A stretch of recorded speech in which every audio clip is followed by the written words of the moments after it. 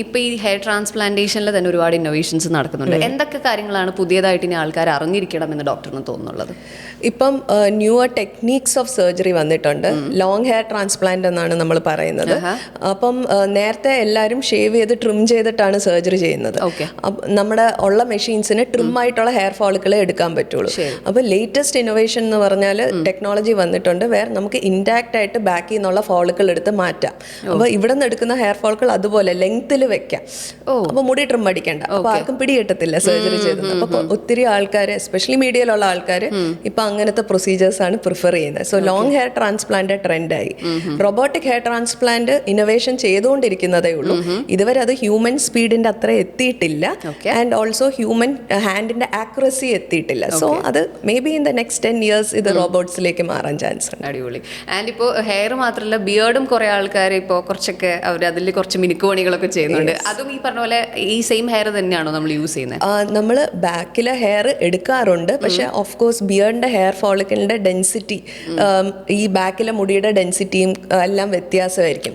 Diameter, കട്ടി, അതിന്റെ calibre വ്യത്യാസമായിരിക്കും. സോ പ്രിഫറബിളി സ്മോൾ ഏരിയാസ് ചെയ്യുമ്പോൾ ചിലപ്പോൾ എല്ലാവരും പറയും എനിക്ക് ഫ്രഞ്ച് ബിയർഡിന്റെ കണക്ഷൻ വേണം, അല്ലെങ്കിൽ ഒരു ചെറിയ പാച്ച് ഇവിടെ കറക്റ്റ് ചെയ്യാനുണ്ട്. അങ്ങനെയാണെങ്കിൽ നമ്മൾ ഈ ഒരു ഭാഗത്ത് നിന്ന് ഫോളിക്കിൾ എടുക്കും.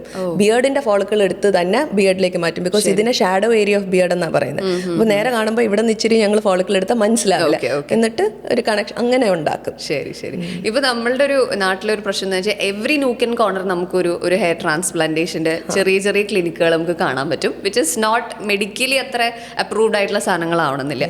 ശരിക്കും നമ്മളൊരു ഹെയർ ട്രാൻസ്പ്ലാന്റേഷനെ പറ്റി ചിന്തിക്കുമ്പോൾ എന്തൊക്കെ കാര്യങ്ങളാണ് നമ്മൾ കൺസിഡർ ചെയ്യേണ്ടത്? എവിടെ പോയി ചെയ്യുന്നത് ഡെഫിനറ്റ്ലി ശ്രദ്ധിക്കേണ്ടതാണ്. ബിക്കോസ് എത്രത്തോളം നല്ല മെഡിക്കൽ എക്യുപ്മെന്റ്സ് ഉള്ള സെറ്റപ്പാണ്.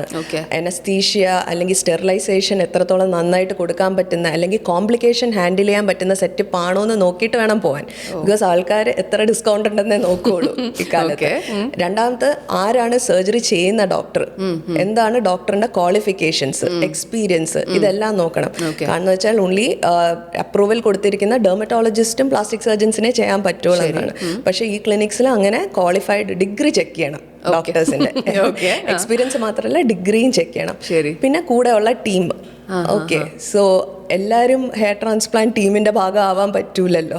സോ അത്രയായിട്ടുള്ള ടീമും ഡോക്ടേഴ്സും ഉള്ള വെൽ എക്യുപ്ഡ് സെറ്റപ്പിൽ മാത്രമേ പോയി ചെയ്യാവുള്ളൂ. ബിക്കോസ് ആഫ്റ്റർ ഓൾ ഇതൊരു സർജറി അല്ലേ. എപ്പോഴാണ് ഒരാൾ ഒരു ഹെയർ ട്രാൻസ്പ്ലാന്റേഷനെ പറ്റി ചിന്തിച്ചു തുടങ്ങേണ്ടത്?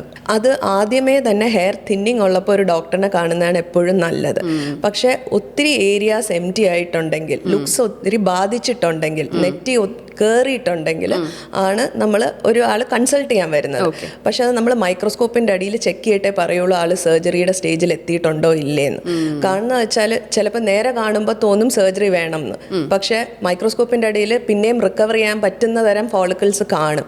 അങ്ങനെയാണെങ്കിൽ നമ്മൾ കുറച്ച് നാളത്തേക്ക് മെഡിക്കൽ മാനേജ്മെന്റ് യൂസ് ചെയ്ത് ഒരു procedure management, PRP, growth factor concentrate എന്ന് പറഞ്ഞ ട്രീറ്റ്മെന്റ് ചെയ്ത് ഹെയർ റിക്കവർ ചെയ്തിട്ട് പിന്നെ ഒരു സർജറി എന്ന് പറഞ്ഞൊരു ഓപ്ഷൻ ആലോചിക്കുള്ളൂ. പക്ഷെ ഒത്തിരി നെറ്റി കയറിയിട്ടുണ്ട്, ലുക്സിനെ ബാധിക്കുന്നുണ്ടെങ്കിൽ ഒബ്വിയസ്ലി അതൊരു സർജിക്കൽ കറക്ഷൻ തന്നെ വേണ്ടി വരും. ചിലപ്പോൾ ഡയറക്ട്ലി കാണുമ്പോൾ തന്നെ നമുക്കറിയായിരിക്കും, മൈക്രോസ്കോപ്പ് വെക്കേണ്ട വരില്ല. ശരി. അപ്പോൾ ഈ ഹെയർ ട്രാൻസ്പ്ലാന്റേഷൻ നമുക്കൊരു പർട്ടിക്കുലർ ഏജ് ഗ്രൂപ്പ് പറയാൻ പറ്റുമോ? ഇത്ര ഏജ് തൊട്ട് ഇത്ര ഏജ് വരെയുള്ള ആൾക്കാർക്ക് ചെയ്യാവുന്ന? യൂഷ്വലി നമ്മൾ ഏജ് എന്നല്ല കണക്കൂട്ടുന്നത്, ഏത് സ്റ്റേജിലാണ് ബോൾഡിംഗ് എന്നാണ് ആലോചിക്കാറുള്ളത്. അപ്പം ചിലപ്പോൾ നമ്മളുടെ അടുക്ക ഒരു 20 വയസ്സുകാരൻ വരുമായിരിക്കും സർജറി വേണം എന്ന് പറഞ്ഞുകൊണ്ട്, പക്ഷെ ആ ഒരു സ്റ്റേജിൽ എത്തിക്കാണൂലായിരിക്കും. പക്ഷെ നമ്മൾ ചിലപ്പോൾ അഡ്വാൻസ്ഡ് ആയിട്ടും 20 വയസ്സുകാരൻ വരും. പക്ഷെ നമ്മൾ നോക്കണം, അവരൊരു യങ്ങർ ഏജ് ഗ്രൂപ്പ് കഴിവത് അവോയ്ഡ് ചെയ്യുന്നതാണ് നല്ലത്. ബിക്കോസ് ആ ഒരു ഫേസിൽ ഒരു അഗ്രസീവ് ഹോർമോൺ ആക്ഷൻ ഉണ്ടായിരിക്കും മുടിയിൽ. അപ്പം നമ്മൾ സർജറി ചെയ്താലും കഷണ്ടി പ്രോഗ്രസ് ചെയ്യാൻ ചാൻസ് ഉണ്ട്, എക്സിസ്റ്റിംഗ് ഹെയറിന്റെ തിന്നിങ് കാരണം. അപ്പം യങ്ങർ ആയിട്ടുള്ളവർക്ക് നമ്മൾ ഈ ഒരു പ്രോഗ്രഷൻ ഉണ്ടാവും. ചിലപ്പോൾ രണ്ടാമത്തെ റൗണ്ട് സർജറിയിൽ എത്തും സൂണറോ ലേറ്റർ എന്ന് ആലോചിച്ചിട്ടാണ് നമ്മൾ വേണ്ടാന്ന് വെക്കുന്നത്. പക്ഷെ ഒരു ഒത്തിരി നെറ്റ് കയറിയിട്ടുണ്ട്, ലുക്സ് ബാധിക്കുന്നു, അവരെ പ്രൊഫഷണൽ എഫക്ട് ചെയ്യുന്നു എന്നൊക്കെ ഉള്ള കൺസിഡറേഷനും ഉണ്ട്. അപ്പം നമ്മൾ എപ്പോഴും ഏജ് അല്ല സ്റ്റേജ് ആണ് നോക്കുന്നത്. ഓൾഡർ ആൾക്കാർക്ക് നമ്മൾ എന്തെങ്കിലും comorbidities, diabetes, BP, cardiac problem അങ്ങനത്തെ ഒക്കെ ഇഷ്യൂസ് ഉണ്ടോ എന്ന് നോക്കും. എന്നിട്ടേ നമ്മൾ സർജറി ചെയ്യും. ഇപ്പം ചിലവർക്ക് വളരെ ഹെൽത്തി ആയിട്ടുള്ള ആൾക്കാർ കാണും, അവർക്ക് നമ്മൾ സർജറി ചെയ്യാറുണ്ട്. ഇൻഫാക്ട് ഞാൻ ചെയ്തിട്ടുള്ള ഓൾഡസ്റ്റ് ആൾ 72 വയസ്സാണ്. ഫുള്ളി ഫിറ്റ് ആൻഡ് ഹെൽത്തി ആയിരുന്നു. അതുകൊണ്ട് രണ്ടാമത് ക്വാളിറ്റി ഓഫ് ഡോണർ ഏരിയ, ബാക്കിലെ മുടി നല്ലതായിരിക്കണം. ഓൾഡർ ഏജ് ഗ്രൂപ്പിൽ കുറച്ചും കൂടെ തിന്നർ ഔട്ട് ആയി പോവല്ലോ ഏജ് റിലേറ്റഡ് ചേഞ്ചസ്. അപ്പൊ ഡോണർ ഏരിയ നല്ലതാണെങ്കിൽ നമുക്ക് ഇച്ചിരി ഓൾഡർ ആയിട്ടുള്ളവർക്കും ഇതുപോലെ മെഡിക്കൽ ഇഷ്യൂസ് ഇല്ലാത്തവർക്കും ചെയ്യാൻ പറ്റും. ശരി. അപ്പോൾ ഈ ഹെയർ ട്രാൻസ്പ്ലാന്റേഷനിലേക്ക് വരുമ്പോൾ നമ്മുടെ ഡോണർ ഏരിയയിൽ പിന്നെ എന്തെങ്കിലും പ്രശ്നങ്ങൾ വരാറുണ്ടോ? അവർ പാച്ചസ് വരുന്നു, അങ്ങനത്തെ ഇഷ്യൂസ് ഒക്കെ ഉണ്ടാവാറുണ്ടോ? ഡോണർ ഏരിയയിൽ പാച്ചസ് വരുന്നത് ഒന്ന് എക്സസീവ് അഗ്രസീവ് ആയിട്ട് നമ്മൾ ഗ്രാഫ്റ്റ് എടുത്തിട്ടുണ്ടെങ്കിൽ, അപ്പം എല്ലാവരുടെയും ഡോണർ ഏരിയ അല്ലെങ്കിൽ ബാക്കിലെ ഏരിയയുടെ മുടിയുടെ തിക്നെസ് ഒരേപോലെ ആയിരിക്കില്ലല്ലോ. ചിലവർക്ക് ഭയങ്കര കട്ടിയായിരിക്കും. അപ്പോൾ അവിടെ നിന്ന് കുറച്ച് എക്സസ് ആയിട്ട് എടുത്തെന്ന് പറഞ്ഞാലും ബാക്കിൽ നിന്ന് ആർക്കും പിടികിട്ടത്തില്ല. പക്ഷെ ഒരു mid level donor area density ഉള്ള ആൾക്ക് ചിലപ്പോൾ റിക്വയർമെന്റ് ഉണ്ടായിരിക്കും ഒത്തിരി ഗ്രാഫ്റ്റ് എടുക്കാൻ, പക്ഷെ അഗ്രസീവ്ലി എടുക്കുക അല്ലെങ്കിൽ അടുപ്പിച്ചടുപ്പിച്ച് ഫോളിക്കിൾസ് എടുക്കുന്നെങ്കിൽ ബാക്കിലെ ഡോണർ ഏരിയ പാച്ചി ആയിട്ട് തോന്നാം. അല്ലെങ്കിൽ വളരെ തിൻ ബാക്ക് ഹെയർ ഉള്ളവർക്ക്, ചിലവർക്ക് സ്കാൽപ്പ് മുടി എടുത്തില്ലെങ്കിലും കാണാമല്ലോ, അത്ര തിന്നായിരിക്കും. അങ്ങനത്തെ ഒരാൾക്ക് സർജറി ചെയ്യുമ്പോഴും ഡെഫിനറ്റ്ലി ഡോണർ ഏരിയ പാച്ചി ആയിട്ട് തോന്നും. ശരി. അപ്പോൾ ഈ ട്രാൻസ്പ്ലാന്റേഷനിലേക്ക് വരുമ്പോൾ പൊതുവെ ഉള്ള ആൾക്കാരുടെ ഒരു കൺസേൺ എന്താണ്? ഇതിന് ആഫ്റ്റർ എഫക്റ്റ് ഉണ്ടാവും എങ്ങനെയൊക്കെയാണ്? എന്താ ചോദിക്കാറ് മെയിൻ ആയിട്ട് ഡോക്ടറിന്റെ അടുത്ത്? എപ്പോഴും ചോദിക്കുന്ന പെയിൻ ഉണ്ടോ, രണ്ടാമത് ചോദിക്കുന്ന സൈഡ് എഫക്ട്സ് ഉണ്ടാവും. എങ്ങനെയാണ്, പെയിൻ ഉണ്ടോ? ഇതൊരു സൂപ്പർഫിഷ്യൽ സ്കിൻ സർഫസിൽ ചെയ്യുന്ന സർജറിയാണ്. ആദ്യം നമ്മൾ ശരിക്കും പറഞ്ഞാൽ നമ്പിങ് ക്രീം അപ്ലൈ ചെയ്യും. സ്കിൻ നമ്പായിട്ട് നമ്മൾ ഇൻസുലിൻ സിറിഞ്ച് യൂസ് ചെയ്യും. ഇൻസുലിൻ സിറിഞ്ച് എന്ന് പറഞ്ഞാൽ ഡയബറ്റീസ് ആൾക്കാർ ഡെയിലി ഇഞ്ചെക്ട് ചെയ്യുന്നില്ല, അത്ര ഫൈൻ നീഡില്ല. അപ്പോൾ ഈ നമ്പായിട്ടുള്ള ഏരിയ കൂടെ ഇൻസുലിൻ സിറിഞ്ച് വെച്ച് 2-3 ഇഞ്ചക്ഷനുള്ള ഈ ഫുൾ സ്കാൽപ്പ് അങ്ങ് നമ്പാവും, എന്നിട്ടാണ് സർജറി ചെയ്യുന്നത്. സോ തികച്ചും കംഫർട്ടബിൾ ആയിട്ടുള്ള സർജറി. 5 ദിവസത്തേക്ക് മൈൽഡ് ആന്റിബയോട്ടിക് ആന്റി ഇൻഫ്ലമേറ്ററി മാത്രമേ കൊടുക്കുന്നുള്ളൂ post surgery. So it's a very comfortable surgery. രണ്ടാമത് സൈഡ് എഫക്ട്സ് എന്ന് പറഞ്ഞാൽ it really is a very safe surgery. എന്ന് വെച്ചാൽ നമ്മൾ സ്കിന്നിന്റെ മേളിൽ ഭാഗം മാത്രം ചെയ്യുന്ന സർജറി, അതുകൊണ്ട് നമ്മൾ അങ്ങനെ സൈഡ് എഫക്ട്സ് ഒന്നും എക്സ്പെക്ട് ചെയ്യാറില്ല. ശരി. ഇപ്പോൾ സൈഡ് എഫക്ട്സ് ഇല്ല എന്ന് പറഞ്ഞു, എന്നാലും മിക്ക ആൾക്കാരുടെയും ഒരു കൺസേണിൽ വരുന്ന ഒരു കാര്യമായിരിക്കും, ഇത് കഴിഞ്ഞിട്ട് ഞാൻ ഇനിയും ട്രാൻസ്പ്ലാന്റേഷൻ ചെയ്യേണ്ടി വരുമോ, എൻ്റെ ട്രാൻസ്പ്ലാന്റ് ചെയ്ത മുടി കൊഴിഞ്ഞു പോകുമെന്നൊക്കെ ചോദിക്കുന്ന ആൾക്കാരുണ്ട്. അവരോട് എന്താ പറയാനുള്ളത്? ട്രാൻസ്പ്ലാന്റഡ് ഹെയർ എന്ന് പറഞ്ഞാൽ സ്കാൽപ്പിന്റെ ബാക്ക് ഭാഗത്ത് നിന്ന് എടുക്കുന്ന മുടി. അപ്പം അറിയാലോ, എത്ര കഷണ്ടിയാലും ഈ ഭാഗത്ത് മുടി ഉണ്ടാവും. ഓക്കെ, ഇത് ഹോർമോൺ റെസിസ്റ്റന്റ് ഹെയർ ആണ്. അപ്പൊ ആ മുടി എടുത്തിട്ടാണ് നമ്മൾ കൊണ്ടുവയ്ക്കുന്നത്. പക്ഷെ എടുത്ത് വെച്ച ഭാഗമാണ് സ്റ്റേബിൾ ആയി ഇരിക്കാൻ പോകുന്നത്. ഫ്രണ്ടിൽ ഇത്രയും ഭാഗം വെച്ചെന്ന് പറഞ്ഞ് ഇവിടെ നിന്ന് ഇങ്ങോട്ട് കഷണ്ടി ആവില്ല എന്നല്ല, ഡെഫിനറ്റ്ലി ആവാൻ ചാൻസ് ഉണ്ട്, ജനറ്റിക് ടെൻഡൻസി ഉണ്ടെങ്കിൽ. അതുകൊണ്ട് ആ മരുന്ന് എടുത്ത് മെയിൻറ്റെയിൻ ചെയ്താലേ ഈ എക്സിസ്റ്റിംഗ് ഹെയർ മെയിൻറ്റെയിൻഡ് ആവാൻ പറ്റുള്ളൂ. ട്രാൻസ്പ്ലാന്റ് ഹെയർ പെർമനന്റ് ആയിട്ട് നിൽക്കും, എക്സിസ്റ്റിംഗ് ഹെയർ തിൻ ഔട്ട് ആയി പോകാൻ ചാൻസ് ഉണ്ട്. അപ്പം മെഡിക്കൽ മാനേജ്മെന്റും PRP പോലത്തെ പ്രൊസീജിയേഴ്സും ചെയ്ത് അത് എത്രത്തോളം തള്ളി നീക്കാൻ പറ്റുന്നോ കൊണ്ടുപോകണം. പിന്നെയും സ്റ്റേബിൾ അല്ലെങ്കിലേ നമുക്ക് അടുത്തൊരു സർജറിയിലേക്ക് പോകേണ്ടി വരുള്ളൂ. മോസ്റ്റ് ആൾക്കാർ സർജറി കഴിഞ്ഞ് മെയിൻറ്റെയിൻഡ് ആയി പൊക്കോണ്ടിരിക്കും. ശരി. അപ്പോൾ ഈ ട്രാൻസ്പ്ലാന്റേഷനിലേക്ക് വരും പോസ്റ്റ് കെയർ, അത് എത്രത്തോളം ഇമ്പോർട്ടൻ്റ് ആണ്? അപ്പോൾ ആദ്യത്തെ 5 തൊട്ട് 10 ദിവസമാണ് കെയർഫുൾ ആയിരിക്കേണ്ടത്. ബിക്കോസ് നമ്മൾ വെക്കുന്ന ഗ്രാഫ്റ്റ് പിടിക്കണം, അത് 48 to 72 hours പിടിച്ചിട്ടുണ്ടായിരിക്കും. എന്നിട്ട് ഹെയർ വാഷ് ഒരു 5 ദിവസം കഴിഞ്ഞ് ചെയ്താൽ ഇറ്റ്സ് സേഫ് ഓൺലി. പിന്നെ എക്സസീവ് സൺ എക്സ്പോഷർ വേണ്ട, എക്സസൈസ് അഗ്രസീവ്ലി ചെയ്യരുത് എന്ന് നമ്മളൊരു ആദ്യത്തെ 2 ആഴ്ചത്തേക്ക് പറയും. അല്ലാതെ ഒരു 5 ദിവസം കഴിഞ്ഞാൽ ആൾക്കാർ ഓഫീസിൽ പോകും, വെരി കംഫർട്ടബിൾ. ഓക്കെ. ഇപ്പോൾ ഈ ഹെയർ ട്രാൻസ്പ്ലാന്റേഷനിൽ തന്നെ ഒരുപാട് ഇന്നോവേഷൻസ് നടക്കുന്നുണ്ട്. എന്തൊക്കെ കാര്യങ്ങളാണ് പുതിയതായിട്ട് ഇനി ആൾക്കാർ അറിഞ്ഞിരിക്കണം എന്ന് ഡോക്ടറിന് തോന്നുന്നുള്ളത്? ഇപ്പം ന്യൂവർ ടെക്നീക്സ് ഓഫ് സർജറി വന്നിട്ടുണ്ട്. ലോങ് ഹെയർ ട്രാൻസ്പ്ലാന്റ് എന്നാണ് നമ്മൾ പറയുന്നത്.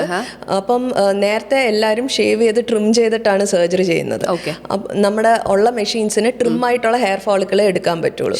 അപ്പോൾ ലേറ്റസ്റ്റ് ഇന്നോവേഷൻ എന്ന് പറഞ്ഞാൽ ടെക്നോളജി വന്നിട്ടുണ്ട്, വേറെ നമുക്ക് ഇൻടാക്ട് ആയിട്ട് ബാക്കിൽ നിന്നുള്ള ഫോളിക്കിൾ എടുത്ത് മാറ്റാം. അപ്പോൾ ഇവിടെ നിന്ന് എടുക്കുന്ന ഹെയർ ഫോളിക്കിൾ അതുപോലെ ലെങ്ത്തിൽ വെക്കാം. അപ്പോൾ മുടി ട്രിം അടിക്കേണ്ട, അപ്പോൾ ആർക്കും പിടികിട്ടത്തില്ല സർജറി ചെയ്തത്. അപ്പോൾ ഒത്തിരി ആൾക്കാർ, എസ്പെഷ്യലി മീഡിയയിലുള്ള ആൾക്കാർ ഇപ്പം അങ്ങനത്തെ പ്രൊസീജിയേഴ്സ് ആണ് പ്രിഫർ ചെയ്യുന്നത്. സോ ലോങ് ഹെയർ ട്രാൻസ്പ്ലാന്റ് ട്രെൻഡായി. റോബോട്ടിക് ഹെയർ ട്രാൻസ്പ്ലാന്റ് ഇന്നോവേഷൻ ചെയ്തുകൊണ്ടിരിക്കുന്നതേ ഉള്ളൂ.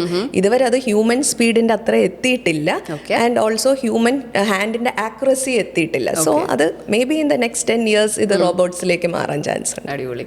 ആൻഡ് ഇപ്പോൾ ഹെയർ മാത്രമല്ല, ബിയേർഡും കുറേ ആൾക്കാർ ഇപ്പോൾ കുറച്ചൊക്കെ അവർ അതിൽ കുറച്ച് മിനുക്കുപണികളൊക്കെ ചെയ്യുന്നുണ്ട്. അതും ഈ പറഞ്ഞ പോലെ ഈ സെയിം ഹെയർ തന്നെയാണോ നമ്മൾ യൂസ് ചെയ്യുന്നത്? നമ്മൾ ബാക്കിലെ ഹെയർ എടുക്കാറുണ്ട്, പക്ഷെ ഓഫ് കോഴ്സ് ബിയേർഡിന്റെ ഹെയർ ഫോളിക്കിളിന്റെ ഡെൻസിറ്റി, ഈ ബാക്കിലെ മുടിയുടെ ഡെൻസിറ്റിയും എല്ലാം വ്യത്യാസമായിരിക്കും.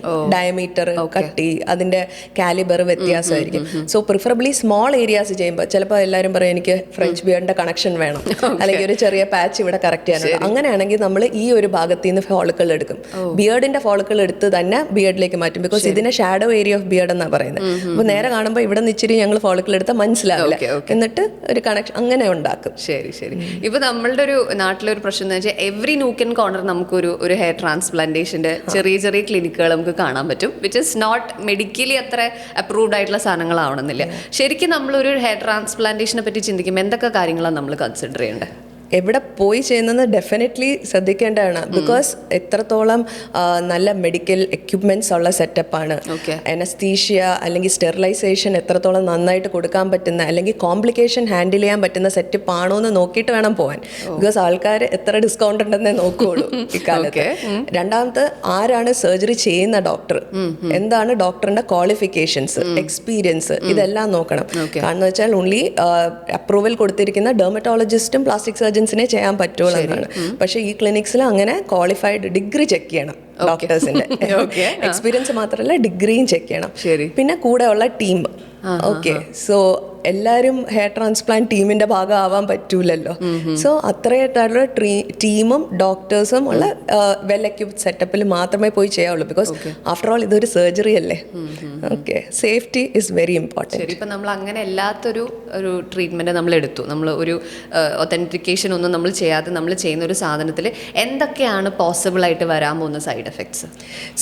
ഒന്നെന്ന് വെച്ചാൽ if there is A complication, ആ ഡോക്ടർ ട്രെയിൻഡ് ആയിരിക്കില്ല അത് ഹാൻഡിൽ ചെയ്യാൻ വേണ്ടി. ബിക്കോസ് ഇതിനെക്കുറിച്ച് ഡിഗ്രി എടുത്തിട്ടുള്ള ആൾക്കാർക്ക് അതിനെക്കുറിച്ച് ഇൻ ഡെപ്ത് ആയിട്ടുള്ള അണ്ടർസ്റ്റാൻഡിങ് ഉണ്ടാവുള്ളൂ. രണ്ടാമത്, എത്രത്തോളം ഈ hair transplant is an artistic work, എത്ര നാച്ചുറൽ ആയിരിക്കണം എന്നും ഇറ്റ്സ് ഇമ്പോർട്ടൻറ്റ്. കണ്ടാൽ ആർക്കും പിടിയിട്ടരുത് സർജറി ചെയ്തിട്ടുണ്ടെന്ന്. That is also very very important. So definitely അതിനും ട്രെയിനിങ്ങിൻ്റെ ആവശ്യമുണ്ട്. അപ്പം മാത്രമല്ല, പിന്നെ ഇതിൻ്റെ ഉള്ള ക്വാളിഫിക്കേഷൻസ് ഉള്ളത് മാത്രമല്ല, കോംപ്ലിക്കേഷൻ ഹാൻഡിലിംഗ്, ഇതാണ് ഏറ്റവും ഇമ്പോർട്ടൻറ്റ്. ഈ അലർജിക് റിയാക്ഷൻസ് ഒക്കെ വരാനുള്ള പോസിബിലിറ്റീസ് എത്രത്തോളം? അലർജിക് റിയാക്ഷൻ ട്രാൻസ്പ്ലാന്റ് വരില്ല, അനസ്തീഷ്യക്കേ വരാൻ പറ്റുള്ളൂ. സോ അതിന്റെ ചെക്ക് ചെയ്തിട്ടേ നമ്മളൊരു സർജറി ചെയ്യുള്ളൂ ഫസ്റ്റ് ഓഫ് ഓൾ. അപ്പം അതിന്റെ മുമ്പേ അതൊക്കെ ചെക്ക് ചെയ്തിരിക്കും. ഇപ്പൊ ഈ ഡോക്ടർ പറഞ്ഞ പോലെ ഒരാൾ ഫിറ്റ് ആയിട്ടിരിക്കുക എന്നുള്ളത് എത്രത്തോളം ഇമ്പോർട്ടന്റ് ആണ് ഹെയർ ട്രാൻസ്പ്ലാന്റേഷൻ? Very important. കാരണം വെച്ചാൽ നമ്മളൊരു ഡയബറ്റിക് പേഷ്യന്റിന് ചെയ്യില്ല, കാർഡിയാക് ഇഷ്യൂ ഉള്ളവർക്ക് ചെയ്യില്ല. So there are lot of conditions നമ്മളത് റൂൾ ഔട്ട് ചെയ്യുന്നത്. നമ്മൾ ഫിറ്റ്നസ് വളരെ ഇമ്പോർട്ടൻ്റ് ആണ് സർജറിക്ക്. ഈവൻ സ്മോക്കിംഗ് എല്ലാം നമ്മൾ അവോയ്ഡ് ചെയ്യാൻ പറയും. ബിക്കോസ് നമ്മൾ ഫോളിക്കിൾസിന്റെ അപ്ടേക്കിന് അത് വളരെ ഇമ്പോർട്ടൻ്റ് ആണ്. ശരി ശരി. ഇപ്പം നമ്മളൊരു ഹെയർ ട്രാൻസ്പ്ലാന്റേഷൻ നടക്കുമ്പോൾ നാച്ചുറലി നമുക്കൊരു ഹെയർ ലൈൻ ഉണ്ടായിരിക്കുമല്ലോ നമുക്ക് ചെയ്യാനായിട്ട്. നമ്മൾ അതല്ലാണ്ടുള്ള ഒരു എക്സ്പെരിമെന്റ് നമ്മൾ ശരിക്കും ട്രൈ ചെയ്യാറുണ്ടോ? നാച്ചുറലി ഉള്ളൊരു ഹെയർ ലൈൻ, ചിലവർക്ക് ചെറിയ മുടി ഉണ്ടായിരിക്കും ആ പൊസിഷനിൽ. അപ്പം നമ്മൾ always better to recreate what is already there. അത് നമ്മൾ പുതിയതായിട്ട് ഒരെണ്ണം എക്സ്പെരിമെന്റ് ചെയ്ത് ചെയ്യില്ല. പക്ഷെ ചിലവർക്ക് മുഴുവനായിട്ട് കഷണ്ടിയായിട്ട് തെളിഞ്ഞിരിക്കുന്നവരുണ്ടായിരിക്കും. അപ്പം നമുക്ക് ഓരോ പാരാമീറ്റേഴ്സ് ഉണ്ട് ഫേഷ്യൽ മെഷർമെന്റ്സ് എടുക്കാൻ വേണ്ടി. നമ്മൾ ആ ഫേസ് അനുസരിച്ച് മെഷർമെന്റ്സും ആംഗിൾസും നോക്കിയിട്ട് ഒരു പുതിയ എണ്ണം ആ ഫേസിന് മാച്ച് ചെയ്യുന്ന രീതിയിൽ ക്രിയേറ്റ് ചെയ്യുക ചെയ്യുന്നത്. ശരി. ഇപ്പൊ നമ്മൾ ഒരു എക്സ്പെരിമെന്റ് എന്നുള്ള രീതിയിൽ ഹെയർ ലൈൻ ഒന്ന് മാറ്റി കൊടുത്തിട്ട് ഭയങ്കര ഹാപ്പി ആയിട്ടുള്ള ഒരു പേഷ്യന്റോ അങ്ങനെ എന്തെങ്കിലും സ്റ്റോറി ഒക്കെ ഉണ്ടോ? എൻ്റെ അഭിപ്രായത്തിൽ നമ്മൾ അധികം എക്സ്പെരിമെന്റ് ചെയ്യരുത്. ഞാൻ ഇനീഷ്യലി കരിയർ സ്റ്റാർട്ട് ചെയ്തപ്പോൾ ഒരു 10-12 വർഷം മുമ്പേ ഇങ്ങനെ താത്തു ഡോക്ടർ ഇങ്ങനെ ആക്കും എന്ന് പറയുമ്പോൾ പിന്നെയും വഴങ്ങുമായിരുന്നു. പിന്നെ ബിക്കോസ് ഈവൻ ദോ നമുക്കറിയാം അത് over A period of time ഒത്തിരി താത്തി വെക്കുന്ന ഹെയർ ലൈൻ നാച്ചുറൽ ആയിരിക്കില്ല. നമ്മൾ 20 വയസ്സിലിരിക്കുന്ന ഹെയർ ലൈൻ അത്രയും ഭംഗി കാണില്ല 50 വയസ്സിലേക്ക്. ട്രാൻസ്പ്ലാന്റ് ലുക്ക് ഒരുവിധം പെർമനന്റ് ലുക്കാണ്. അപ്പോൾ 50 വയസ്സിൽ ഇത് ആർട്ടിഫിഷ്യലായിട്ട് തോന്നരുത്. ഇപ്പം നമുക്കറിയാം വാട്ട് ഈസ് ഔട്ട്കം. കുറച്ച് വർഷം സർജറി ചെയ്ത് കഴിഞ്ഞാൽ എങ്ങനെയായിരിക്കും ഇതിന്റെ പ്രോഗ്രഷൻ എന്ന്. അതുകൊണ്ട് ഇപ്പം നമ്മൾ ഒരു ഡിസ്കഷൻ കഴിഞ്ഞ് നമ്മൾ ഡോക്ടറായിട്ട് പറഞ്ഞു കൊടുക്കും, ഇത് എക്സ്പീരിയൻസ് കാരണമാണ് പറയുന്നത്, ഇത് നാച്ചുറൽ ആയിരിക്കത്തില്ല, അതുകൊണ്ട് ഇറ്റ്സ് ബെറ്റർ ടു അണ്ടർസ്റ്റാൻഡ് എന്ന് പറഞ്ഞൊരു ഡിസ്കഷൻ കഴിഞ്ഞ് മോസ്റ്റ് ഓഫ് ആൾക്കാർ അതിപ്പം മനസ്സിലാക്കും. ലോങ് ടേം ആണ് നമ്മളിപ്പോഴും ലോങ് ടേം ആയിട്ട് നമ്മൾ ഇപ്പോഴത്തേക്ക് 20s ലുക്ക് അല്ല നോക്കേണ്ടത്. നമ്മൾ ഈ ലുക്ക് 40 വയസ്സിൽ ഓക്കെ ആയിരിക്കുമോ എന്ന് ആലോചിച്ചിട്ട് വേണം ഒരു ഹെയർ ലൈൻ പ്ലേസ് ചെയ്യാൻ വേണ്ടിയിട്ട്. ഇപ്പൊ നമ്മൾ ഈ YCDC ക്ലിനിക്കിലേക്ക് വരുമ്പോൾ നിങ്ങളുടെ അപ്രോച്ച് എങ്ങനെയാണ് കുറച്ചും കൂടെ യുണീക്ക് ആവുന്നത്? ഞങ്ങൾ അവിടെ ഫുള്ളി ട്രെയിൻ ടീമാണുള്ളത് and all of us are qualified surgeons ഇവിടെ ഹെയർ ട്രാൻസ്പ്ലാന്റിന്. ഇപ്പം ഞാൻ പോലും MD ഡെർമറ്റോളജി കഴിഞ്ഞ് 2 വർഷം ഹെയർ ട്രാൻസ്പ്ലാന്റേഷൻ ട്രെയിനിങ് ചെയ്ത് ഫെലോഷിപ്പ് എടുത്തിട്ടാണ് ഹെയർ ട്രാൻസ്പ്ലാന്റേഷൻ സ്റ്റാർട്ട് ചെയ്തത് പോലും. സോ ഫുള്ളി എക്യുപ്ഡ് സെറ്റപ്പ് ആണ്. ആൻഡ് ഇത്രയും വർഷം experience and over 5,000 hair transplant നമ്മൾ നാട്ടിൽ തന്നെ ചെയ്തിട്ടുണ്ട്. We are mainly based out of Bangalore. അവിടെയും ചെയ്യുന്നുണ്ട്, പക്ഷേ നാട്ടിൽ തന്നെ ഇത്രയും തന്നെ സർജറീസ് ചെയ്തിട്ടുള്ള എക്സ്പീരിയൻസ് ഉണ്ട്. സോ എക്സ്പീരിയൻസ് തന്നെയാണ് asset. Of course. Okay. And ഒരു ഡെർമറ്റോളജിസ്റ്റ് ലീഡ് ചെയ്യുന്ന ഒരു ക്ലിനിക്കിന് ഇതിൽ എത്രത്തോളം ഒരു റോൾ ഉണ്ട് ഹെയർ ട്രാൻസ്പ്ലാന്റേഷനിൽ? ട്രാൻസ്പ്ലാന്റ് എന്ന് പറഞ്ഞാൽ തികച്ചും ഒരു സർജിക്കൽ പ്രൊസീജിയറാണ്. ചെയ്ത് കഴിഞ്ഞാൽ മെഡിക്കൽ മാനേജ്മെന്റിന് ഒപ്പത്തിനൊപ്പം പോകണം. ഇതൊരു ഇൻ്റഗ്രേറ്റഡ് ട്രീറ്റ്മെന്റ് ആയിരിക്കണം. അല്ലെങ്കിൽ സർജറി ചെയ്ത് വെച്ച മുടി നിൽക്കും, ബാക്കിയുള്ള മുടി പോവുകയും ചെയ്യും. അപ്പോൾ ഈ മുടിക്ക് എങ്ങനെ മെയിൻ്റെനൻസ് ചെയ്ത് കൊടുക്കാൻ പറ്റുമെന്ന് ഡീപ്പായിട്ട് ഡെപ്തിൽ അണ്ടർസ്റ്റാൻഡ് ചെയ്ത് ട്രീറ്റ്മെൻറ്റ് ചെയ്യാൻ പറ്റുന്ന ഡോക്ടറിൻ്റെ അടുക്കല്ലേ പോകാൻ പറ്റുള്ളൂ. ഓക്കെ, ഡെർമറ്റോളജിസ്റ്റ് എന്ന് പറഞ്ഞാൽ അറ്റ്ലീസ്റ്റ് 2 to 3 years ഈ ഒരു ഹെയറിനെ കുറിച്ച് ഇൻഡെപ്ത് പഠിച്ചിട്ട് മെയിൻ്റെനൻസ് ചെയ്യാനുള്ള എല്ലാ രീതിയിലും ട്രീറ്റ്മെൻറ്റ്സ് അറിയാവുന്ന ഡോക്ടേഴ്സ് ആയിരിക്കും. അതുകൊണ്ടാണ് അവരുടെ അടുക്ക തന്നെ പോകണം എന്ന് പറയുന്നത്. ഓക്കെ. ആൻഡ് ഇപ്പോൾ ഒരുപാട് പേര് ഇതുപോലെ ഹെയർ ഫോളും അല്ലെങ്കിൽ ഹെയർ ട്രാൻസ്പ്ലാന്റേഷനൊക്കെ പറ്റി ചിന്തിക്കുന്ന ആൾക്കാരുണ്ട്. അവരോട് ചിലപ്പോൾ ഒരു കോൺഫിഡൻസ് ലൂസ് ആയിട്ടിരിക്കുന്ന ഒരു സിറ്റുവേഷൻ ആവാം. അവരോട് ഡോക്ടർക്ക് എന്താ ശരിക്കും പറയാനുള്ളത്? ഞാൻ എപ്പോഴും പറയുന്നത് വെച്ചാൽ ഓൾവേസ് ഹെയർ ട്രാൻസ്പ്ലാന്റ് അല്ലായിരിക്കും സൊല്യൂഷൻ. ചിലപ്പം ആ ഒരു early stage when the confidence is getting affected, ആ ഒരു സമയത്ത് ചിലപ്പോൾ മരുന്ന് വെച്ചും റിക്കവർ ചെയ്യാൻ പറ്റും. അതുകൊണ്ട് ഇരുന്ന് ഹോം റെമഡീസ് ട്രൈ ചെയ്യാതെ ഒരു ഡോക്ടറിൻ്റെ കൺസൾട്ടേഷൻ എടുക്കൂ. ആ ഡോക്ടറിന് അറ്റ്ലീസ്റ്റ് ഡയഗ്നോസ് ചെയ്ത് മാനേജ് ചെയ്യാൻ പറ്റും. ആൻഡ് മെയിൻ്റെനൻസിലേക്ക് പോകാനും പറ്റും. എല്ലാം ഒരു സർജിക്കൽ ഒരു കുറച്ച് അഡ്വാൻസ് ആയിട്ടുള്ള സർജറി, അഡ്വാൻസ് ആയിട്ടുള്ള സ്റ്റേജിൽ എത്തുമ്പോഴാണ് സർജറി ഒരു ഓപ്ഷൻ. അതുവരെ കൊണ്ട് എത്തിക്കേണ്ട ആവശ്യം പോലും ഇല്ല. So doctors will definitely help to manage and maintain at an early stage. Okay. ഇനിയിപ്പോൾ മാമിൻ്റെ ഒരു ഏറ്റവും ഹാപ്പി ആയിട്ടുള്ള ഒരു പേഷ്യൻറ്റിന് ഒരു സ്റ്റോറി ഷെയർ ചെയ്യാൻ പറഞ്ഞാൽ ഏതായിരിക്കും പറയാം? അങ്ങനെ പറഞ്ഞാൽ എല്ലാവരും ഹാപ്പിയാണല്ലേ? ഒരുവിധം എല്ലാവരും ഹാപ്പി ആയിരിക്കും. കാരണം വെച്ചാൽ നമുക്ക് ആ ഒരു ഫാന്റാസ്റ്റിക് ലുക്ക് ചേഞ്ച് വരുമ്പോൾ ചേഞ്ചിങ്, കോൺഫിഡൻസ് ബിൽഡിംഗ്. എത്രത്തോളം ആൾക്കാർ വന്നിട്ട് കല്യാണം, ഞാൻ പറയുന്നത് വെച്ചാൽ ആഴ്ചയിൽ ഒരു 3 കല്യാണക്കാട് വരും.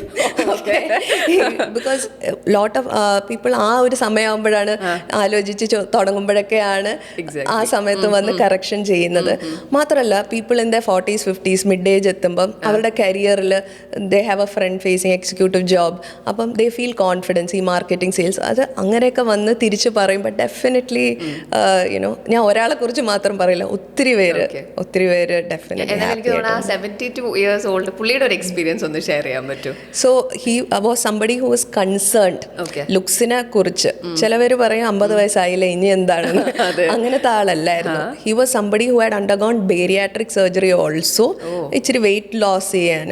He was diabetic. സോ അങ്ങനെ ചെയ്ത് ഒത്തിരി വെയിറ്റ് ലോസ് ചെയ്തു അങ്ങനെ. And he was looking fit for that age and he was somebody who was motivated to exercise, sportsനൊക്കെ പോയി. So he told ഒരു 65 ഏജ് കഴിഞ്ഞാൽ I thought I will work on myself. അങ്ങനത്തെ ഒരാൾ. Okay. So then he came with a hairline elevation. അപ്പം ഞാനൊരു 3-4 ചോദിച്ചു വേണോ എന്ന്. He's like age is not a barrier for me എന്ന് അങ്ങനെയാണ് പറഞ്ഞത്. And he is somebody who is really happy with the results. അപ്പോൾ എന്തായാലും താങ്ക് യു സോ മച്ച്. എനിക്കൊന്ന് ഒരുപാട് ഇൻഫർമേഷൻസ് നമുക്ക് കൊടുക്കാൻ പറ്റി. So it was lovely talking to you. Thank you.